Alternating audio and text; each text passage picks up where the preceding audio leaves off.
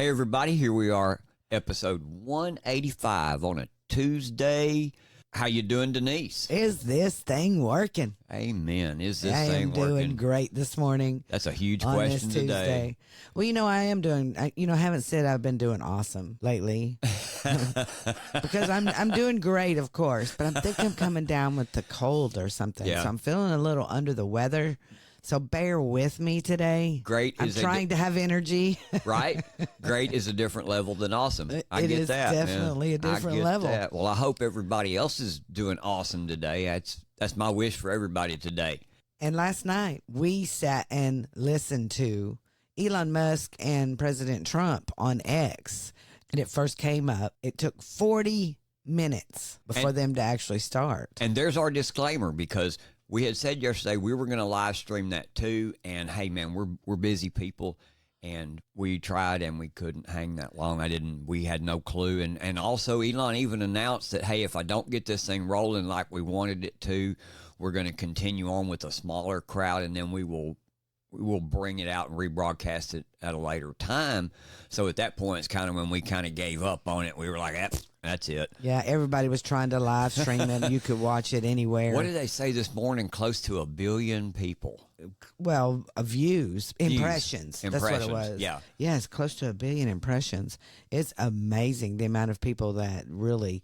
Elon Musk just came out and said that there was record numbers of downloads of the app.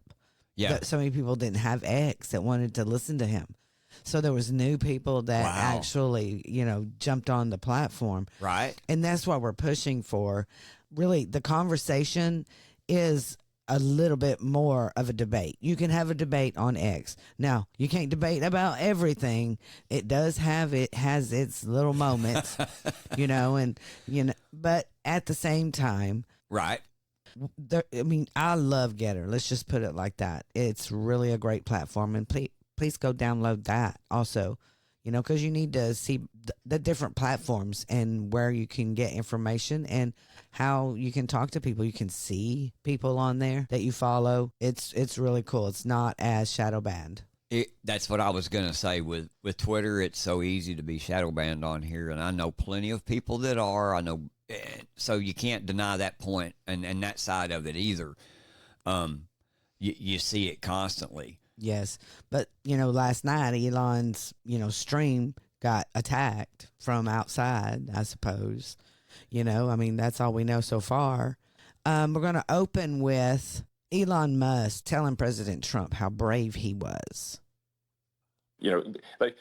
What I find admirable there was that you can't fake bravery under such circumstances. The courage is instinctual, or it is not. It's not a rehearsed action.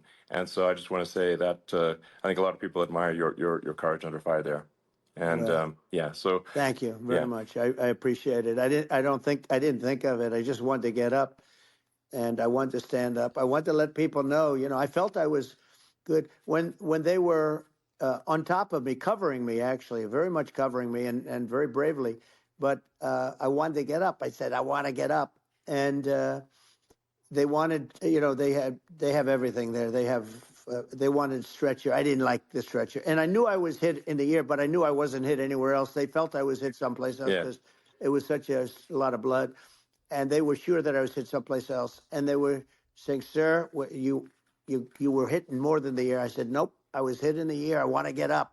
Let me get up. And so I got up, and the crowd didn't know what to think. I mean, this was so many people, and you could see they were confused. They didn't know what to think. And I wanted to let them know I was okay. It was very important for me to let them know that. And they went wild. You've seen the after. They didn't go wild when I got up because they didn't know, was I alive? You really couldn't tell. When I stood up, before the fist in the air, they didn't know if I was alive. Nobody did. And when I put the fist up, they were just relieved and happy and thrilled, and the place went crazy. It was pretty amazing. Yeah. It was a terrible thing, but it was incredibly moving. Yeah. Elon is exactly right. It was incredibly moving. The people, they just went nuts when they saw him stand up and do the fight. Exactly, and I'll keep going back to my story of our experience of sitting there watching it that day, man, and I was just like you when he went down. I wondered myself, and everybody did, and everybody was hanging on that. And when he stood up and raised his fist, man, that was as I heard Joe Rogan say the other day. That is so an American, man. It really is. That is the epitome. That is the story of America, man. You knock us down, you think you're going to take us out, man. We're going to come back up pissed off, and we're going to fight. Yeah. And that's what he did. Think about the bravery, too, that they talk about here is President Trump said, when I went down, he goes, I didn't even think of it, I know. I didn't even think of it. It was instinctual. Exactly. He just knew that he had to stand up and let everyone know he was okay. There was thousands of people there to watch him, and they just seen him get shot. And he knew instinctively that, hey, there's stuff going on. I got to protect these people. I got to show them I'm okay and find out what's going on. Yep. Because, he was down. He didn't know. He didn't know if anybody was hurt or shot or anything. And he did mention them. He mentioned Corey, and he mentioned the two that were really, really hurt really bad. Well, and we were standing there in front of our TV just as still and just as quiet as the crowd. And the moment that he stood up and raised his fist, man, I'm telling you. We did the same thing. We were like, wow. Yeah, why wouldn't you go wild? And like he said, the crowd didn't know what to think. And at that point, man, what would you think? Oh, here we are. You know what I mean? Yes. I think every day it could have been, and like he says, it's a millimeter. All he did was turn his head. If he would not have turned his head, it would have been a different outcome. We would like to welcome our new sponsor to Is This Thing Working? So help us welcome Cornbread Hemp. Their mission is to draw on Kentucky's 250-year legacy of growing hemp, as well as the state's unique climate and soil, to manufacture the highest quality cannabis products available in America. They proudly offer full-spectrum, USDA organic CBD products with up to 2 milligrams of THC per serving. Their plants are grown in what's known as the Bluegrass Basin, which produces the highest quality hemp alongside the best bourbon and fastest racehorses. Cornbread Hemp is one of the very few, if not only, CBD brands in America who exclusively use the hemp flower to create their CBD extract, called Flower Only CBD, and they want the world to know. Please check out Cornbread Hemp by going to cornbreadhemp.com right now for a 30% off your initial purchase of any products on the website. Again, go to cornbreadhemp.com and use promo code ITTW for this special offer. Remember, you get 30% off, promo code ITTW. Thank you, everybody, for supporting our sponsors. We appreciate every bit of it. And remember the promo code ITTW. That's right. We want to state today, before we get started on our show, we want to state these are our opinions and our assertions. If you agree with us, tell your friends. And share the show. And if you don't agree with us, tell your friends and share the show. Also, stump that like button and please follow or subscribe wherever you see the name Is This Thing Working? And our podcast is available for download on all platforms like Apple, Spotify, YouTube, and wherever you listen to podcasts. Download that Rumble app so you can follow the show, and you will receive instant notifications when we go live Monday through Friday at 2 p.m. Central Standard Time. Welcome to the show, everybody. What's the first thing we talk about every single day? Bannon Watch. Bannon. Yes, sir. Bannon has 82 days left of being a political prisoner. And we have so many of that going on right now, folks. I mean, this Harris-Biden administration continues to arrest conservatives and people that they just don't agree with. Yep. And they want to keep them out of the public until after the election so they don't vote or they don't have a voice. I mean, it just came out. Yeah. It just came out about this January 6th grandma. Yeah, and that's what we're going to share today and talk about a lot of that kind of stuff, just like with her. Raheem Kassam wrote a great article in the National Pulse, and he brings out what happened yesterday. Rebecca Lovrens, known as the J6 praying grandma, has been sentenced to 12 months of probation, including 6 months of house arrest, and ordered to pay the largest misdemeanor fine in U.S. history for her involvement in the January 6th Capitol protests, the Pulse reported. Lavren's 72 was found guilty of 4 federal misdemeanor charges related to her participation in the protest against the certification of the 2020 presidential election results, which amounted to walking into an open door at the U.S. Capitol and praying in the tourist areas. It's unbelievable. In his sentencing memo, Biden-Harris U.S. Attorney Matthew Graves opined that because Laverne's had pointed out the political persecution of January 6ers, she should be considered unrepentant in her promotion of the riot. That Graves laughably claims is powerful evidence that she continues to pose a threat to future acts of political violence. This is unreal. I mean, even reading it, I can't take it seriously. Exactly. I mean, this right here, in her promotion of the riot, that she's unrepentant for going in there and praying for our country. I would be unrepentant too, because we need prayers. We need prayers big time for our country and the people that are being sentenced to house arrest for 6 months. Yeah. Well, and there's no, I don't know the transcript of the trial itself, but you wonder if the question was ever even asked to her when you walked in there to the Capitol. What did you pray for? To me, that ought to have said everything right there. Yes. But the article goes on to say, a Muslim U.S. District Court judge overseeing the case handed down a $103,000 fine, believed to be one, if not the largest, ever imposed for a misdemeanor charge in U.S. history. In addition to the fine, listen to this, folks, Laverne's was ordered to pay $500 in restitution and banned from using the internet for 6 months. This restriction, typically reserved for cases involving child pornography, has raised concerns about its appropriateness, especially given the proximity of the upcoming presidential election. And that's a good point, that it is election interference, but it's also the bigger point to me is the fact that that's a straight up First Amendment violation, man. I know. How can they take away her First do Amendment rights over a misdemeanor?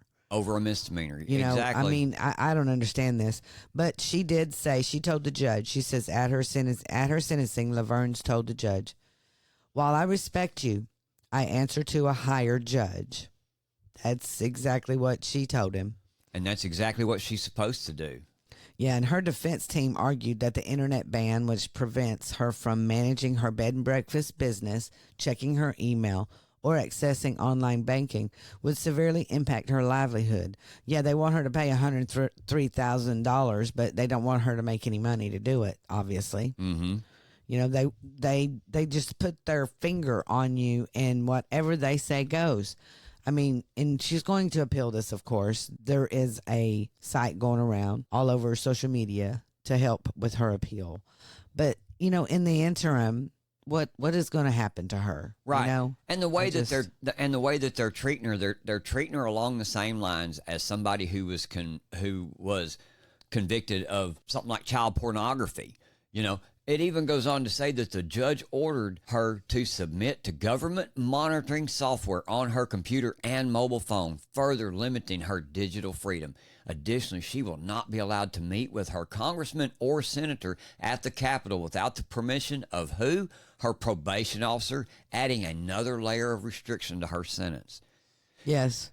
I mean, unbelievable. And this judge says to her, he says, I don't know why being the January 6th praying grandmother is more important than being an actual grandmother. And then he says, your faith is being misplaced right now, and suggesting that her ministry to strangers was less important than her obligations to her family. Listen to what they're saying. This is the first example. Here's the second example of abuse of power of our judicial system. Tina Peters, Mesa County clerk in Colorado. Look at what just happened with her. Yeah, from the Gateway Pundit, breaking news last night. Former Mesa, Colorado clerk Tina Peters, an election patriot, found guilty on 7 of 10 charges. They have been after her. It's 4 years now. They have been after her. She was part of the Mike Lindell project where they were investigating all of the election fraud that went on during 2020. and she copied the information. She made a copy of her machine's information before performing the action requested by Griswold, who demanded that all voting machine election data should be erased, which is against the law. Exactly. After the 2020 election, they were doing this all over the place, and she refused to, and she was attacked for her actions. But I want to say we send up prayers for her. She's another political prisoner. Peters maintains she has nothing to do with this crime she is accused of and is being targeted for documenting election fraud in her county. She says we have a Secretary of State that is drunk with power. She makes emergency decrees, and when we query her, she refuses to answer in violation of the state law. When I started having citizens come to me and tell me that something didn't seem right in our local city elections from years ago and then to our 2020 election, I said, if there is a will to do something about it, I am a Republican, I am a conservative, and she's not. She weaponizes her position to attack people who disagree with her. Yeah, she goes on to say, I've been persecuted. They're trying to take over our election office. We are the last bastion of freedom in Colorado. She said, we've listened to people. They send me things from all over, and there are some discrepancies there that I cannot deny or unsee. And when she says these things and she reports these things, what does our government do? Turns around and goes and raids her home, just like they always do. The FBI raided my home at 6 a.m. this morning, she said, accusing me of committing a crime, and they raided my homes and my friends, mostly older women. I was terrified, she said, and she was telling this on the Lindell channel, adding that the FBI used a battering ram to destroy the front door of one of her friends' homes, according to Colorado Politics. She goes, essentially, they were soldiers in combat gear. They were not men in suits with badges. They looked very much like they were in a combat zone. Soldiers with automatic weapons and combat gear. Let me tell you something, and this is true. This is the audacity and the overreach and the flex that the government tries to do. We've got nothing but a militarized police force out there that can't do anything civilized. You've got to come in and do this thing to people. We seen the whistleblowers here in Texas about the Children's Hospital Clinic that was still performing all the trans and the gender affirming care that they were ordering. Ain't that crazy that that's out of the news right now? Right. And when he blew the whistle, what's the first thing they go do? Go raid his damn home instead of the ones that are actually doing the crime. Just like with this, man, the amazing fact in all of this is they talk about what she did, which was trying to protect people and their votes from the criminality of rigging an election, and she is told to go delete all the data and the information from the 2020 elections. Do that, then she gets exactly attacked by the government. That's what I'm talking about. They ignore the fact that the government broke the law by telling her to do this. Hey, man, that kind of is similar to what they're trying to do to President Trump. If he asked for you to go find 11,000 votes and you believe that that's illegal to do, then for him to tell her to delete election data results is illegal too. Where's his trial? Where's this person's trial? Where is this? Yeah, I know. Man, it makes my blood boil. Yeah, but Peters was convicted on 3 counts of attempting to influence a public servant and 1 count of conspiracy to commit criminal impersonation. Additionally, she faced convictions for first-degree official misconduct, violation of duty, and failure to comply with an order from the Secretary of State, each a misdemeanor, according to CPR News. According to law professor David Clements, the judge refused nearly all of her witnesses and excluded virtually all of her defenses. Absolutely no due process. No due process anymore. No right to defend yourself. If you are telling the truth, they're going to stop you. This basically sends the message that if you're accused of a crime, we're going to convict you. Yes, especially if it's a crime that proves them wrong. Every time. Every single time. The other crime that I believe and feel is being committed in the country on a daily is by our media and the propaganda that they put out each and every single day. Yeah, because all this was handled in the media. It was all put out there that she was bad. She was bad, she was bad, she was bad. All of these people, January 6th, grandma praying she was bad. And it's all from propaganda. And, we have an article here from warroom.org. And it says how media manipulates Kamala Harris's candidacy and Trump's surge. Yeah, on Saturday's War Room, the guest host, Royce White, he talks about the propaganda leading up to the mainstream media. Listen to what him and Mark Mitchell from Rasmussen had to say about the polls. Joining us now is Mark Mitchell, Rasmussen Polls. Mark, how you doing this morning? Doing well. Great to be on with you. Thanks for joining us, brother. Well, you say there's a bit of gaslighting happening this week since Kamala Harris got the nod, and there's some prominent pollsters out there that don't really want to poll this week for some strange reason. You guys have a poll. Tell us the update on your poll and what you're seeing out there with the other mainstream poll outlets. Yeah, I'd love everybody watching this right now to go to Real Clear Politics if they can pull it up. And what you'll see is absolutely incredible. There's a sea of blue polls showing that Kamala Harris is beating Donald Trump, except we released numbers on Thursday that showed that Trump is still beating her nationally by 5 points in both a two-way and a multi-way matchup. So in our opinion, that just shows that Donald Trump is doing as well against Kamala Harris as he was doing against Joe Biden. And that makes sense because Kamala Harris has never polled better than Joe Biden. So we still have Trump comfortably winning. But why is the media telling everybody that Kamala Harris is winning? I mean, what you're looking at is peak gaslighting. She has like highly scripted events. They're astroturf. They're paying influencers. And I think, shrewd what they're doing. They're trying to, maximize the effect of the few positive polls she has, put pressure on the Trump campaign. And I think also maybe potentially try and minimize the stink of incompetence that she has.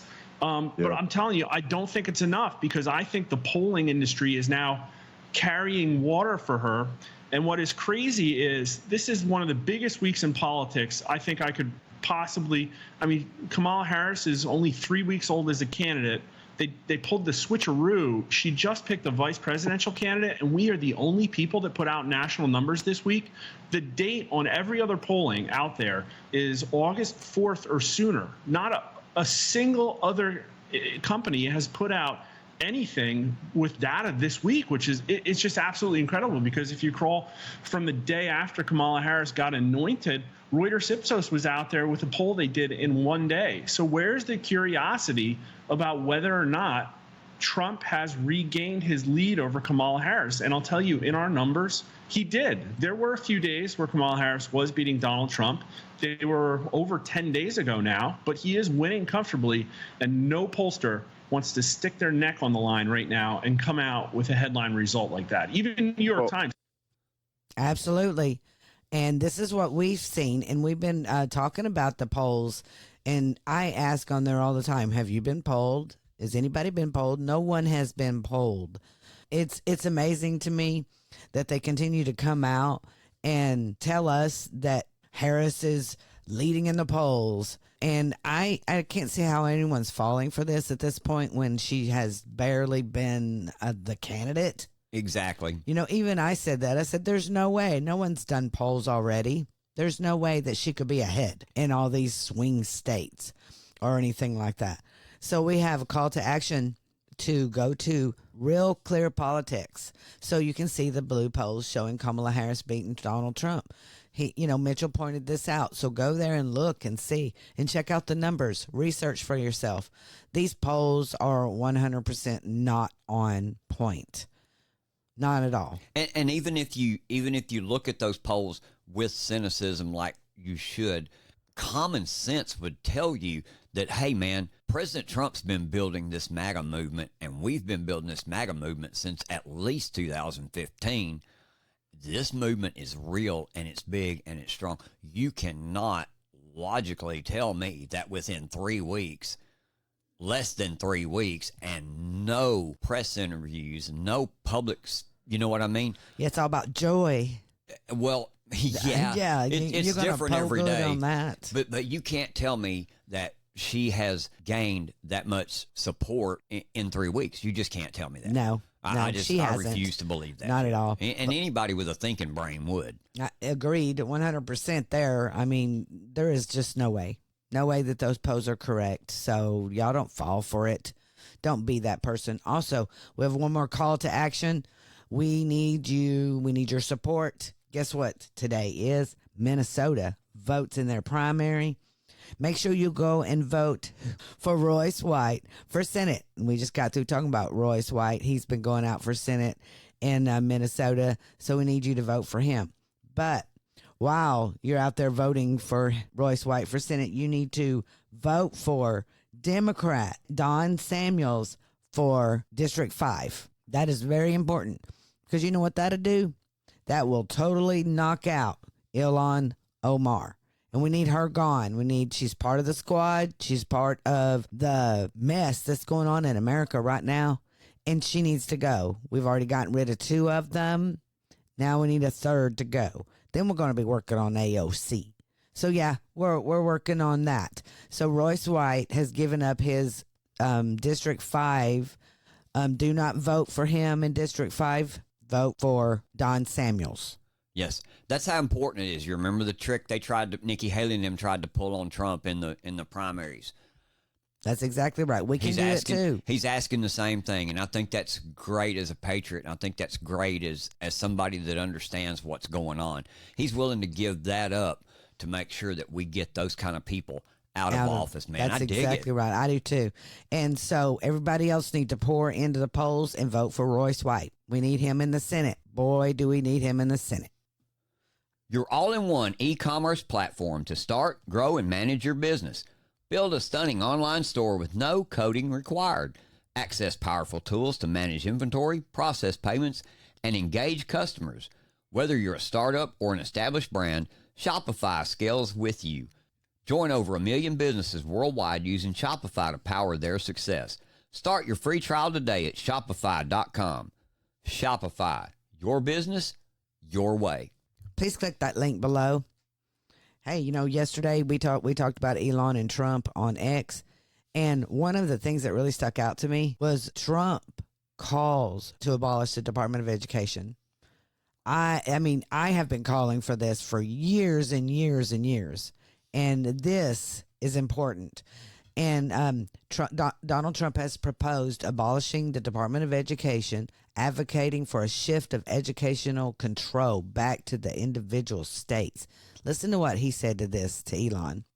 Argentina used to be one of the most prosperous countries in the world. In the 30s, 40s, and because of bad government policy, it ruined the country. And if you take Venezuela, for example, Venezuela should be incredibly prosperous. They have phenomenal reserves of everything, oil, everything, and it should be prosperous. But if the government's wrong, it impoverishes the people.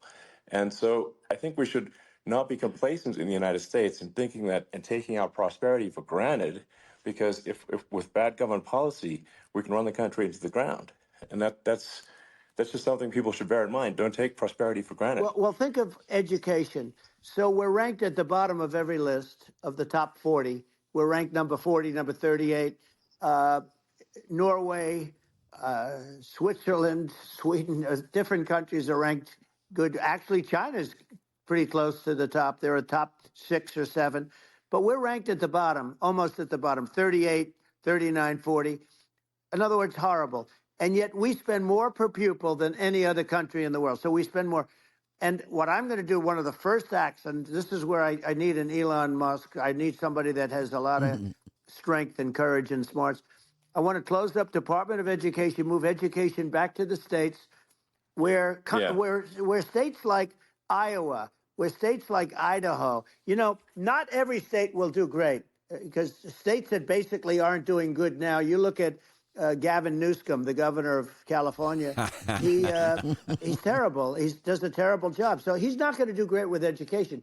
But of the 50, I would bet that 35 would do great. And 15 of them, or 20 of them, will be as good as Norway. Norway is considered great. You can name them. I mean, they're so good. Some of these countries are so good. But if you go into some of these really well-run states, we have states that don't know what debt is. We have states that have low taxes, no debt, everybody working. They're really well-run. This plan that he's talking about, it was discussed, and it's been discussed before. I mean, we had Tommy Massey came out early this morning, and he said, last night Trump endorsed the idea of eliminating the Department of Education. Well, on February 7th, 2017, the U.S. Senate confirmed Betsy DeVos as Trump's Secretary of Education. Purposefully, on that same day, I introduced H.R. 899, a bill to terminate the Department of Education. Now, why I thought this was so telling, because the deciding vote on Betsy DeVos was Pence. Is that nuts? That is nuts. You know, I was looking at that this morning, and I was like, wow, Pence cast a historic tie-breaking vote, kind of like Kamala did. The Inflation Reduction. The Inflation Reduction Bill. You know, so he did that. So I'm real excited that Thomas Massey already has a bill in place, because now we don't have Pence in there to break that tie. You know, we have a J.D. Vance would actually allow it to go forward. So I'm excited about this. I believe that this is one of the things that needs to happen really bad, because that just allows government to put whatever they want in there, to take history away, to do what, you know, CRT, DEI, whatever they decide. You know, and what's good for New York isn't always good for people in Texas.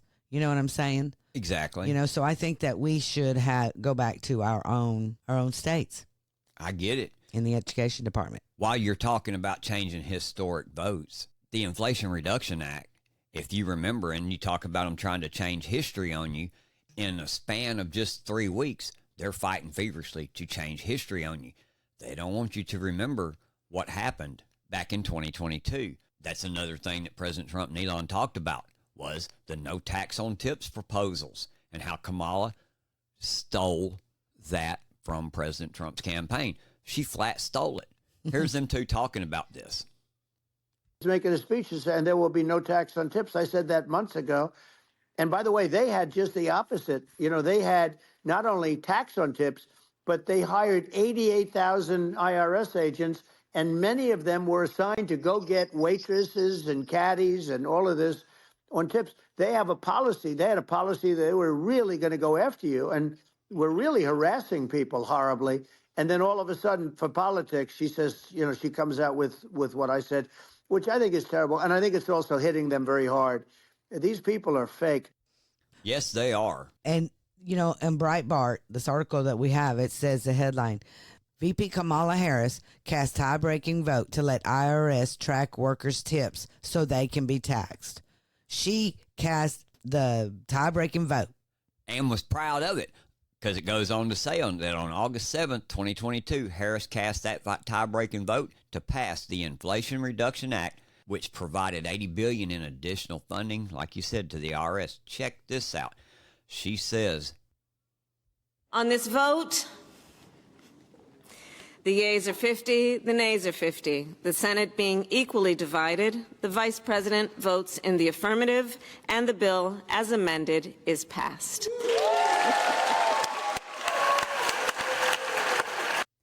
And then she cackles. But yes, she said that.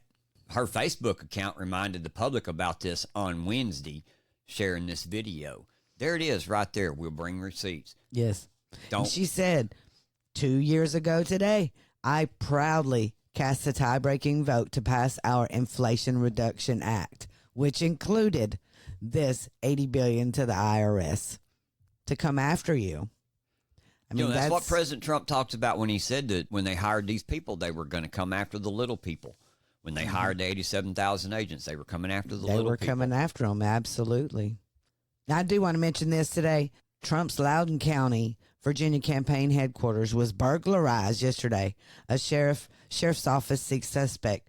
And they show pictures of the suspect, and it's pretty, I mean, I told James last night, I was like, it looks like he wanted to get caught.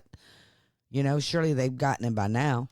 But there was a media release. The Loudoun County Sheriff's Office is seeking a suspect in connection with the burglary at the Trump for President 2024 campaign office in Ashburn, Virginia on August 11th. The office in the 20,000 block of Ashbrook Place is being leased by the Trump campaign. We got another Watergate. Oh, my gosh. Yep. And, you know, this goes back to what else is happening in his campaign. They said that Iran hacked his campaign, which I'm sorry. I don't hold much water for Iran doing all that. But anyway, the campaign itself is having a lot of people steal from it or burglarize it. And why? What's going on with this? I feel like there's something going on behind the scenes that we're not aware of. He's got a backpack. He's like carrying things out. But he kind of looks familiar. Don't he look familiar? I don't know. I don't know. His face looks kind of familiar. I don't know. Somebody ought to be able to recognize him. I think He so can't by hide that now, much. surely. And then one more topic that I wanted to mention because we have missed this altogether, man. Catherine Herridge, she reports that whistleblowers reveal Homeland Security's sinister plot to drive them to suicide for exposing border agencies' federal DNA collection failures. This to me is horrifying. And the three gentlemen, I mean, it's amazing. From the Gateway Pundit. Yeah, it said that the whistleblowers have risked their careers to reveal that U.S. Customs and Border Protection has systematically failed to collect DNA of illegal immigrants as mandated by the DNA Fingerprint Act. This law was passed in 2005 with bipartisan support, and it mandates this collection from non-U.S. persons detained for immigration violations. And the implications from that, from them failing to do this now and collect the DNA, it has allowed violent criminals to evade detection and commit further crimes on American soil. So in an exclusive interview with Catherine Herridge, these whistleblowers detailed a chilling campaign of retaliation, including demotions, the stripping of law enforcement credentials, and the creation of a hostile work environment. According to whistleblowers, the agency's intent was clear: to silence them at any cost. These whistleblowers, who collectively have seen over 7 decades of law enforcement experience and have held top secret clearances. Mark Jones has held 20 years, Fred Wynn at 18, Michael Taylor at 31. That's how many years that they have held top secret clearances. And they assert that the agency's noncompliance has directly endangered American lives. And it has, because of the fact that if they haven't been collecting DNA from these people crossing the border, then you miss the criminals, you miss the cartel members, you miss the prisoners coming out of the prisons like President Trump's always talking about. Those are the people they're releasing. Yes. They're releasing their prisoners upon us. If you had known about this, we got a lot of young ladies and children that would still be living today. Yeah, and what's so crazy is they weaponize the government against even whistleblowers. Whistleblowers are supposed to have protection, for one thing. And they, if you come forward with anything, this government weaponizes against you if you speak up. So it makes people afraid to speak the truth, afraid to get on there like us, to get on our microphones every single day and tell you, hey, this is what's happening in America. I mean, we don't worry so much about it as bigger accounts, but we do worry. There is a worry for everybody that, speaks out against the government coming after ordinary citizens. And before we close, that's what we've always told you for every episode we've ever done. Be informed and become engaged. It's things like this, things like your government coming after you for speaking truth to power won't happen. Yeah. Is this thing working? Rise up. Well, hey, everybody, that's it for today. Thanks for listening, and I hope you've enjoyed the show. Hope you've learned some things about what's going on around us in the nation and in your communities. We couldn't do this without your continued support either. We appreciate all of you showing up, taking the time to listen to us today. So please, like I say, make sure to hit the like button, share our show with all your friends. We'll see you next time on Is This Thing Working? And as always, I'm James, and that's my lovely co-host over there, Denise. and we'll see you next time. We're out.